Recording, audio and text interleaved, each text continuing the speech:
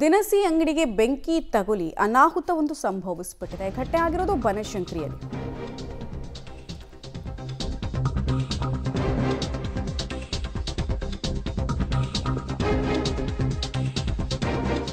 ರಾತ್ರಿ 11 ಗಂಟೆಗೆ ನಡೆದಿರುವಂತಹ ಘಟನೆ ಇದು. ಅಂಗಡಿ ಕಂಪ್ಲೀಟ್ ಆಗಿ ಭಸ್ಮ ಆಗಿದೆ. ಸ್ಥಳಕ್ಕೆ ಬೆಂಕಿ ನಂದಿಸೋದಕ್ಕೆ ಅಂತ ಅಗ್ನಿಶಾಮಕ ಸಿಬ್ಬಂದಿಗಳು ಬಂದರು, ಬೆಂಕಿ ನಂದಿಸಿದ್ರು. ಅಷ್ಟರಲ್ಲಾಗಲೇ ಬೆಂಕಿಯ ಕೆನ್ನಾಲಿಗೆ ಎಲ್ಲ ಕಡೆ ಚಾಚಿತ್ತು.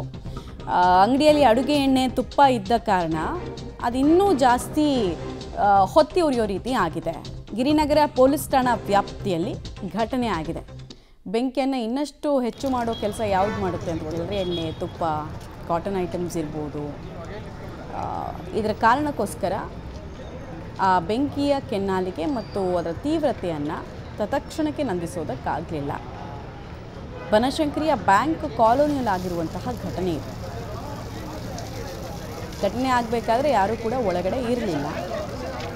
ಆಮೇಲೆ ಯಾವ ಕಾರಣಕ್ಕೋಸ್ಕರ ಅನಾಹುತ ಆಯಿತು ಅನ್ನೋದು ಇನ್ನಷ್ಟೇ ಮಾಹಿತಿ ಸಿಗಬೇಕಾಗಿದೆ. ಶಾರ್ಟ್ ಸರ್ಕ್ಯೂಟ್ನಿಂದ ಆಗಿರುತ್ತೆ ಮೋಸ್ಟ್ಲಿ ಇಂಥ ಅನಾಹುತಗಳು.